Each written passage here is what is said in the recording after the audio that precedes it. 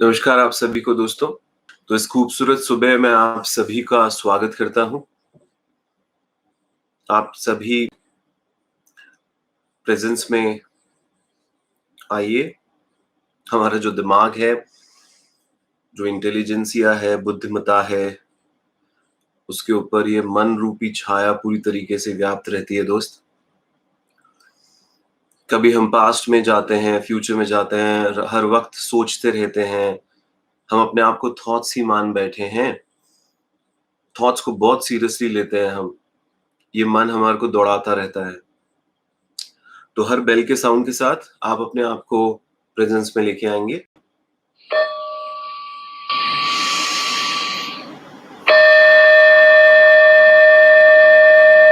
चेहरे पे मुस्कान रहेगी। जिंदगी बहुत बोझिल सी लगेगी दोस्त, अगर सिर्फ मन के अंदर ही रहेंगे तो। आप डीपर आई में आए, अपनी सांस पे ध्यान लगाया करें। जो सुन रहे हैं उसको ध्यान से सुने, जो देख रहे हैं उसको ध्यान से देखें। अपने कपड़ों को अपने शरीर पे महसूस करें। अपने शरीर के अंदर होने वाले सेंसेशंस को ऑब्जर्व करें।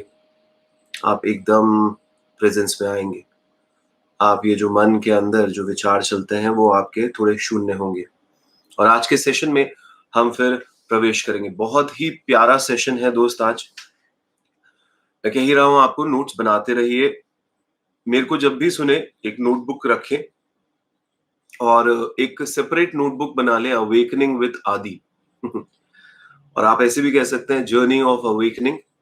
उसमें जो कोच आदि है वो डेली बेसिस पे एक वर्ड हम लोग रेस करेंगे, एक आर्ग्यूमेंट हम रेस करेंगे और उसको समझने का प्रयास करेंगे। तो आज का जो वर्ड है दोस्त वो है संशय। अब संशय क्या है? संशय को लोग कहते हैं डाउट। हम कहते हैं उसको इनडिसिसिवनेस, क्योंकि कई बार लोग सोचते हैं वो डाउटफुल एटीट्यूड है, पर अगर उसका रियल मीनिंग आप समझने की कोशिश करें तो वो इनडिसिसिवनेस है। आप अपनी जिंदगी में देखिए दोस्त, ध्यान से देखिए अपनी लाइफ को और ऑब्जर्व करिए। क्या आप ये समझ पा रहे हैं कि आपकी जिंदगी में जो कुछ भी हो रहा है, जो कुछ भी आपकी जिंदगी में घट रहा है, उसमें जितना ज्यादा आप डाउटफुल रहे, जितना ज्यादा दोस्त आप डाउटफुल रहे, उतना आप अपनी लाइफ के अंदर परेशान रहते हैं। और ये प्रॉब्लम है ही दोस्त। जब भी हम लोग इसको समझने का प्रयास करते हैं कि कोई भी काम आप करने जा रहे हैं, आपके मन में संशय है, मन थोड़ा सा कंफ्यूज है। अब ये कहना कि मन कंफ्यूज है तो ये बहुत ही स्वाभाविक बात है, क्योंकि मन की तो फितरत ही कंफ्यूजन है दोस्त। मन के अंदर बहुत सारे विचार आते रहते हैं। कभी कोई विचार आता है, कभी कोई विचार आता है। हम उस विचारों से अपने आप को, आप अपनी लाइफ के कुछ इंस्टांसेस को उठाइए कि कितना स्वाभाविक तरीके से आपने अपनी लाइफ को लेते हैं। आप कितने क्लियर रहते हैं अपनी चीजों के अंदर। डिसीजन तो वही है ना दोस्त, जब आप बहुत सारे ऑप्शन और चॉइसेस आपके सामने हैं और उसमें आप एक को चूज कर लेते हैं, वही तो डिसीजन मेकिंग है। कई लोग नहीं कर पाते हैं, मैक्सिमम लोग नहीं कर पाते हैं, क्योंकि माइंड उनका स्टेबल रहता है। हर चीज के पीछे एक डाउट खड़ा रहता है, हर चीज के पीछे एक शंका खड़ी रहती है। ये करूं आदि तो क्या होगा, वो कर लूं तो क्या होगा। तो संशय, ऐसा बोला गया है, किसी भी आप जानी मानी किताब में पढ़ेंगे, कोई भी वर्ल्ड क्लास लीडर को आप पढ़ेंगे, तो ये लगातार एक्स्टैब्लिश करते हैं कि अगर आपको अपनी जिंदगी में आगे जाना है तो संशय रहित होना होगा, निसंशय होना होगा। यानी आपके अंदर डिसीजन मेकिंग की पावर बड़ी क्लियर होनी चाहिए। डिसीजन कोई सही गलत नहीं होता दोस्त। डिसीजन लिया जाता है और उसको सही बनाया जाता है। हम ज्यादातर लोगों को देखते हैं कि जब भी डिसीजन मेकिंग की बात आती है, कोई भी डिसीजन आप अपनी जिंदगी में ले रहे हैं, तो आप ऑब्जर्व करिए कि उस डिसीजन को लेते वक्त, यानी कि एक इंसान है जिसके आसपास बहुत सारी अपॉर्चुनिटीज हैं, वो अपॉर्चुनिटीज ग्रैब कब नहीं करता? वो अपॉर्चुनिटी ग्रैब तब नहीं करता दोस्त, जब उसके मन में संशय होता है। उसको ऐसा लगता है कि अगर मैंने ये किया तो ये गलत हो सकता है, और अगर मैंने वो किया तो ये गलत हो सकता है। उसको ये भी पता है कि अगर वो सही निकला, वो जो भी सोच रहा है अगर वो सही निकला, तो उसको बहुत फायदा होगा। पर तब भी उसका दिमाग इस कन्फ्यूजन के अंदर गोते खाता रहता है दोस्त, जिसकी वजह से वो अच्छे डिसीजन नहीं ले पाता जिंदगी में।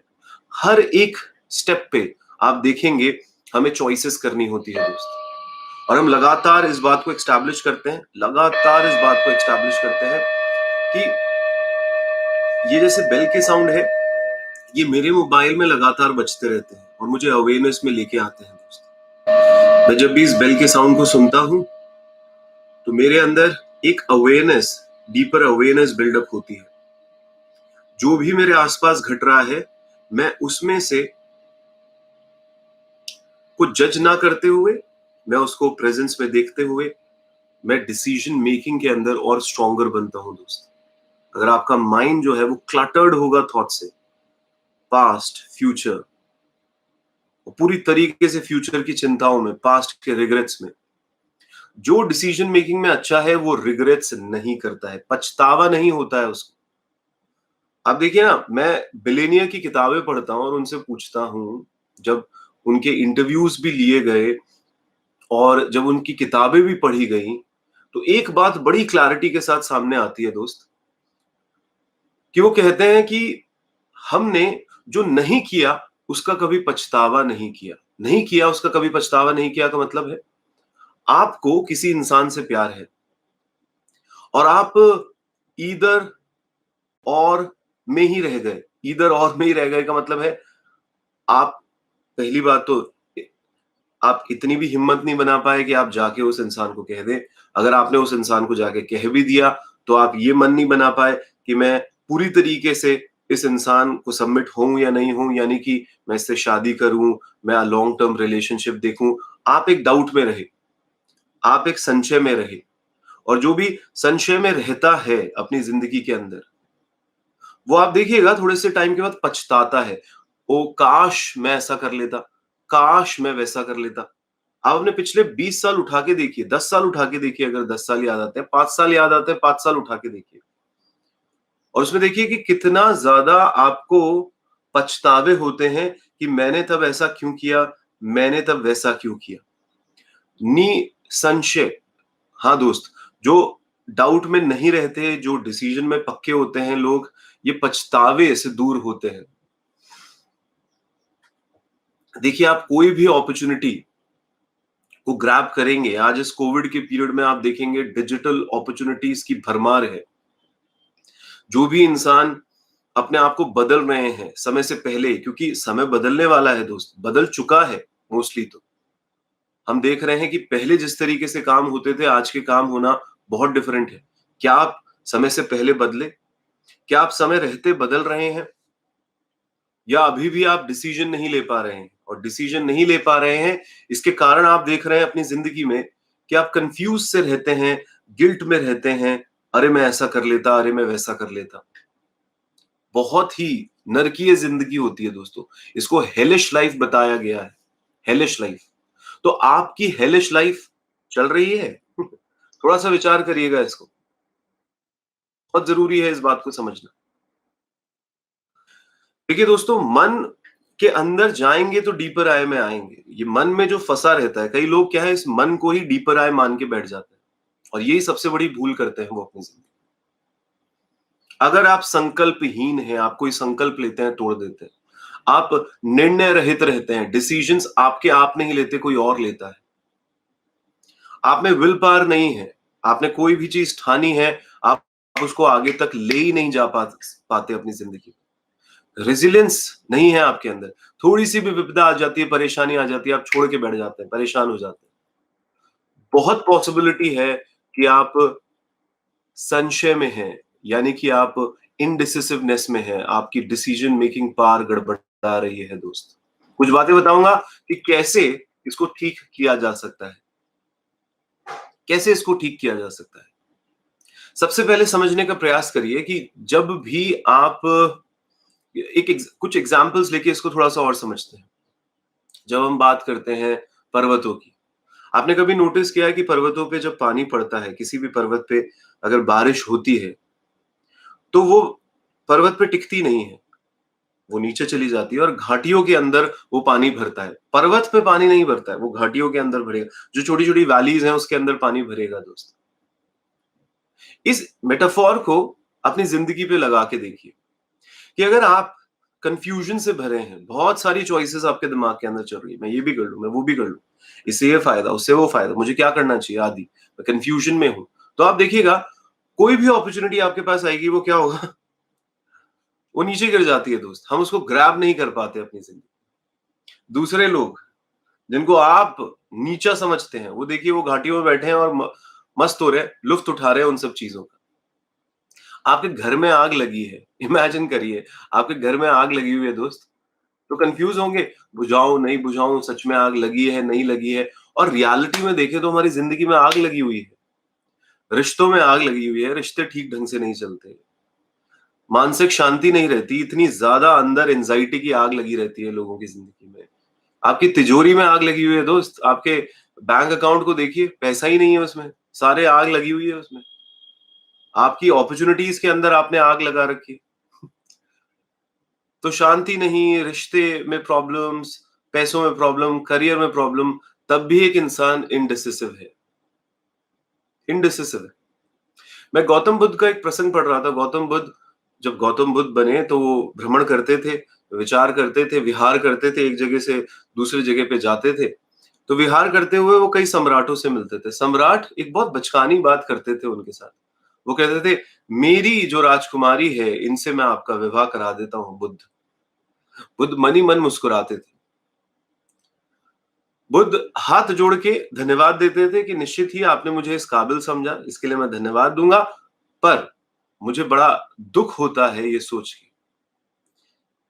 मुझे बड़ा दुख होता है ये सोच के कि आप अभी भी इस आग को नहीं समझ पाए। यानी गौतम बुद्ध कहते हैं कि भाई मैं एक आग में जी रहा था, मैं खुद एक महाराजा का बेटा, राजकुमार था, मेरे पास धन्य धान्य थे, सब कुछ था, पर मन में शांति नहीं थी। तो मैं वो छोड़ के आया शांति की तलाश में। मैंने जब इस शांति को प्राप्त किया, तो अब आप सम्राट इसको समझ नहीं पा रहे हैं, आप वापस से मुझे उस आग के अंदर ढकेलना चाह रहे हैं। तो आपकी मूर्खता पर थोड़ी-सी हँसी आती है। तो अब अगर सम्राट को भी कहें कि सम्राट जी, ठीक है, आप राजा-महाराजा हैं, आप सारी चीज़ें अपनी ज़िंदगी में भौतिकता, ये जो मटेरियलिस्टिक वर्ल्ड है, इसको जिए, पर साथ के साथ मन की शांति को इम्पोर्टेंस तो दें। पर इसका डिसीजन नहीं ले पाया सम्राट उस वक्त भी गौतम बुद्ध के वक्त भी, और आज भी आप जैसे महानुभाव सम्राट जो हमारे सामने बैठे हैं, शांति के लिए कितने डिसीजन लेते हैं हम अपनी जिंदगी, सो कॉल्ड कंफर्ट के लिए डिसीजन ले लेते हैं दोस्त। बहुत डिफरेंस होता है कंफर्ट और शांति। मैं अगर अपना एग्जाम्पल दूं तो मैंने ये ठाना, बिरला इंस्टीट्यूट ऑफ टेक्नोलॉजी में पढ़ने के बावजूद, Tata institute of social sciences में पढ़ने के बावजूद भी मैंने ये ठाना कि मेरी जिंदगी कि शांति तो किसमें है कि जब मैं लाइफ स्किल्स की बात करूं, मैं स्पिरिचुअलिटी की बात करूं, मैं मेडिटेशन पे बात करूं, मैं बुक्स पे बात करूं, मेरे को इसी में जीना है। मैंने चॉइस ली, इनडिसिसिव नहीं बना, एक भी दिन कभी नौकरी नहीं की, इनडिसिसिव नहीं बना, कंफ्यूज नहीं रहा, क्लैरिटी के साथ अपने पथ पे आगे बढ़ा। कोई सुने ना सुने, हम अपनी मौज में है दोस्त। इंसान इसलिए थोड़ी ना कुछ करता है दोस्त, इसलिए थोड़ी ना कुछ करता है क्योंकि दूसरे लोग उसको इज्जत दें। इंसान इसलिए करता है क्योंकि वो अपनी नजरों में तो अपनी इज्जत रखे, कि वो ऐसा कोई भी काम नहीं करता जो उसके डीपर आई से नहीं आता है। आप पूछिए अपनी जिंदगी के अंदर कितना पछतावा है कि ये कर लेते, कितना पछतावा आज होता है आपको इस सोच के कि मैं ये कर लेता, मैं वो कर लेता। हो सकता है 10 दिन पहले ही आपने कोई अपॉर्चुनिटी को छोड़ा हो, क्योंकि आप थोड़ा कंफ्यूज हो जाते हैं।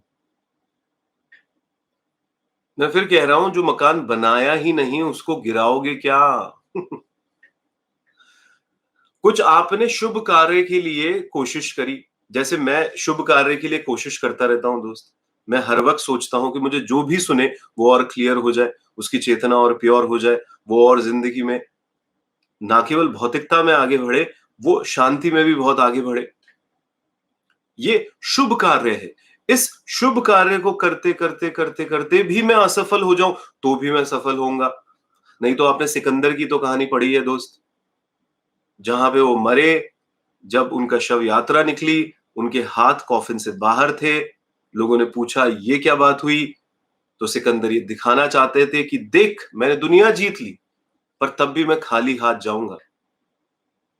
पर आप देखिएगा एक इंसान जो डीपर आय में रहता है, शांत रहता है, सच में वो धर्म कमाता है, तो अगर वो भौतिक संसार में असफल भी हो जाता है तो भी वो बहुत सफल है दोस्त, तब भी वो बहुत कुछ लेके जाता है। इसको समझिए। सन्या जो सही मायने में एक इंसान है, जो निसंशय है, वो कभी पछताता ही नहीं है, क्योंकि वो अपने डीपर आय को हर वक्त जीता है। आपसे पूछूंगा दोस्त, कैसे हम बैठे रह जाते हैं और वो अवसर निकल जाते हैं। अब देखिए ना, जितने भी अशुभ कार्य है उसके लिए हम बहुत सोचते नहीं हैं। जब जब आप गुस्सा करते हैं तो आप बहुत सोचते हैं। जब आप किसी से जेलसी करते हैं बहुत सोचते हैं क्या? शुभ कार्यों के लिए बहुत सोचते हैं। मैं कई बार लोगों को कहता हूं, ले ले डिसीजन यार। तेरा पैशन जहां है, तेरा मिशन जहां है, जहां सही मायने में तेरे को लगता है कि तू उस काम में अच्छा भी है, परवरदिगार ने वो तेरे अंदर रहमत बख्शी है, फॉलो करना अपने हार्ट को, कर, आगे निकल, बढ़, आगे बढ़। शुभ है क्योंकि वो, अरे सर रुको, सोचता हूं, मैं फिर उसको 10 दिन बाद फोन करता हूं।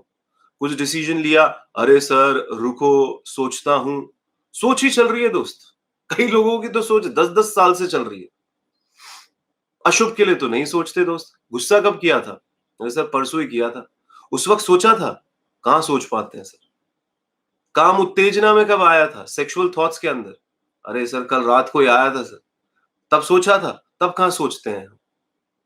तो अशुभ कार्यों के लिए नहीं सोचते। आज से नोट कर लीजिए, ध्यान रख लीजिए, जो अशुभ चीजें होंगी उसके लिए हम सोचेंगे, विचारेंगे, और जो शुभ है, जहां शुभ ही शुभ है, अरे हारना क्या?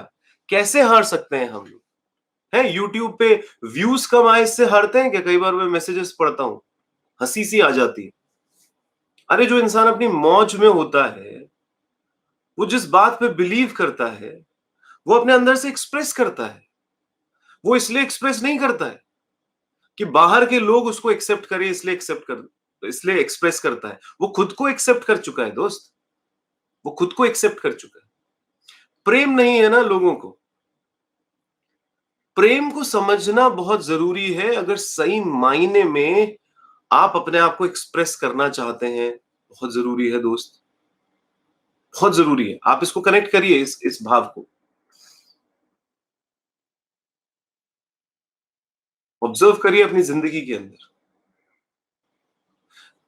इस दुनिया में 3 तरीके हैं प्यार करने के। आपने देखा ही होगा, जो आसपास के आपके लोग हैं, और ज्यादातर लोग किससे प्यार करते हैं दोस्त? वस्तुओं से प्यार करते हैं। और वस्तुओं से सब प्यार करते हैं। आप देखेंगे भी, सबके अंदर थोड़ा ना थोड़ा वस्तुओं का प्रेम तो होता ही है। दूसरे लेवल का प्यार होता है व्यक्तियों का प्यार, यानी इंसान का प्यार। और मैं आपको कहूंगा, अपने अनुभव से बता रहा हूं, 10-12 साल के, लाखों में से कुछ लोग ही हैं, लाखों में से कुछ लोग ही हैं जो सही मायने में व्यक्तियों को प्यार करते हैं। इसको समझने का प्रयास करिए। आपके पेरेंट्स ने क्या आपको किसी करियर के अंदर ढकेलने की कोशिश की कि बेटा ये बहुत सही करियर है, मैं जैसा कहता हूं वैसा करो,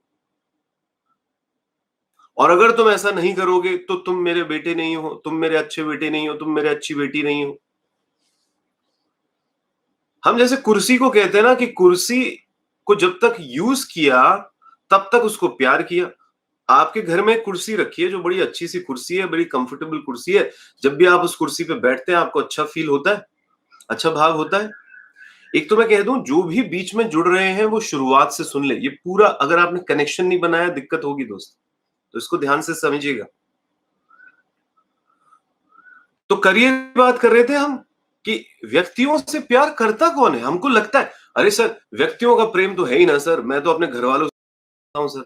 हाँ हाँ हाँ, थोड़ा सा अंदर जाके देखना, डीपर लेवल पे देखना, कितना सही मायने में प्यार है अपने परिवार वालों से भी। जिसको सो कॉल्ड तुम अपनी प्रेमिका कहते हो, और जो प्रेमिका जो सो कॉल्ड किसी को प्रेमी कहती है, सही मायने में कितना प्यार है। क्योंकि जब हम बहुत ध्यान से देखते हैं तो यूटिलिटी सामने आती है। यूटिलिटेरियन समझते हैं दोस्त? यूटिलिटेरियन का मतलब जब तक काम निकल जाए तब तक वो अपना, और जब काम खत्म हो जाए तब वो अपना नहीं। जब तक कंडीशंस पूरी हो रही हैं तब तक वो हमारा।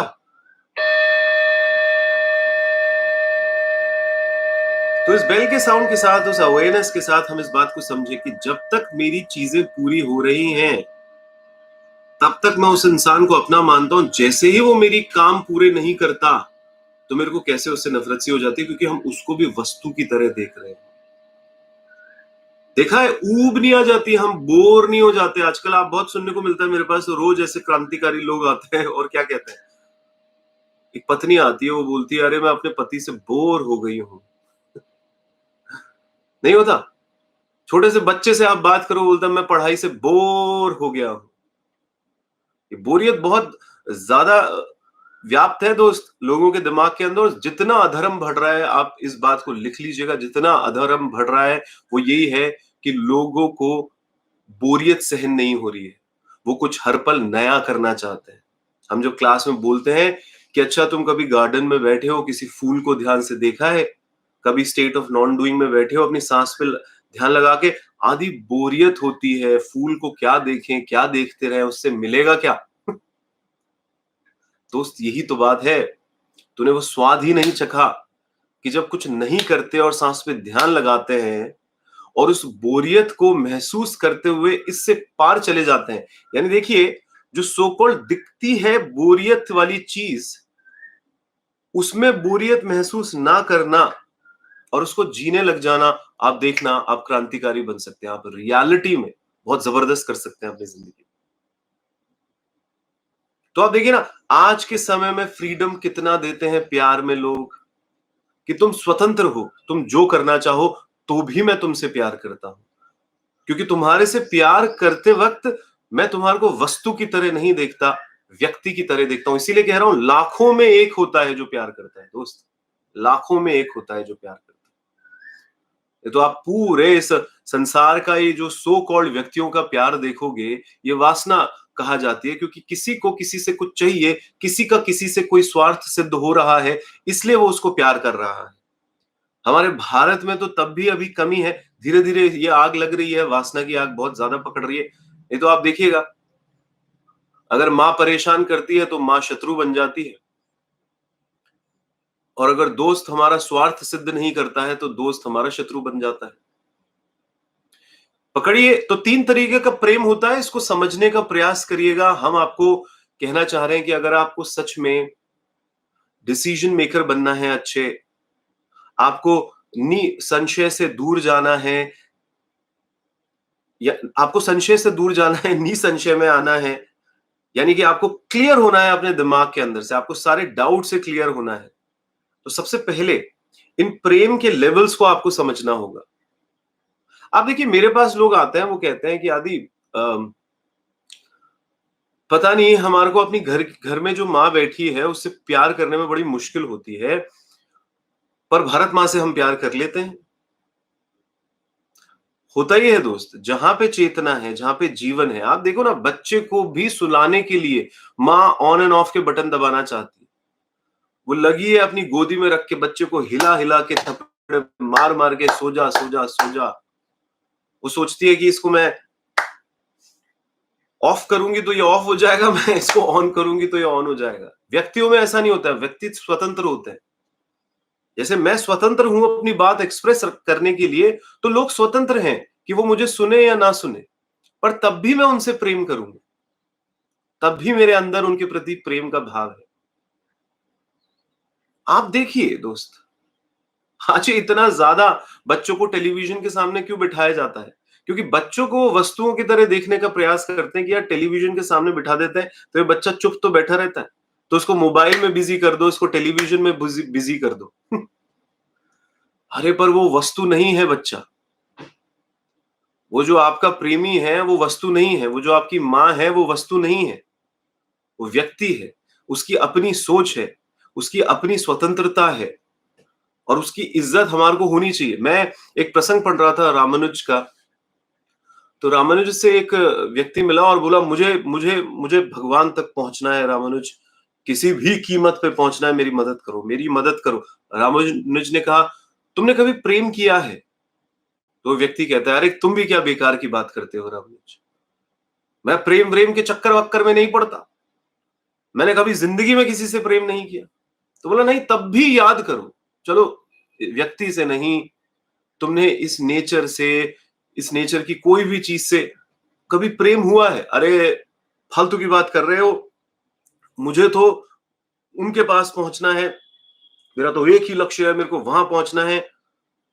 तो रामानुज कहते हैं तुम अपनी बातों में देखो, तुम अपनी आंखों में देखो, तुम अपने बिहेवियर में देखो कि तुम इस लक्ष्य के चक्कर में मैकेनिकल हो गए हो, मशीन हो गए हो, जीवंतता खो गई है तुम्हारे अंदर से, तुम्हारे अंदर वो प्रेम ही खत्म हो गया है। बड़ा मुश्किल है जिसके अंदर प्रेम ही नहीं है, जिसने सही मायने में किसी से प्रेम ही नहीं किया ढंग से, उसको हम किस तरीके से दोस्त, किस तरीके से हम लोग सही मायने में कहें कि तुम शुभ कार्यों के लिए निसंशय हो जाओ, तुम शुभ कार्यों के लिए खो जाओ उसके अंदर। जैसे मैं कहता हूं ना कि मैंने अगर चूज कर लिया एक करियर तो उसके अंदर चला जाऊं।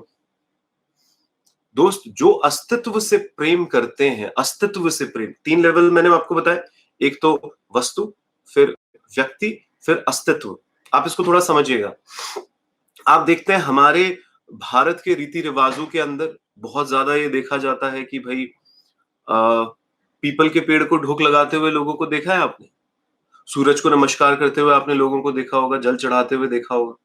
नदियों को पवित्र मानते हैं यहाँ पे लोग, जानवरों तक को अपनी मां मानते हैं।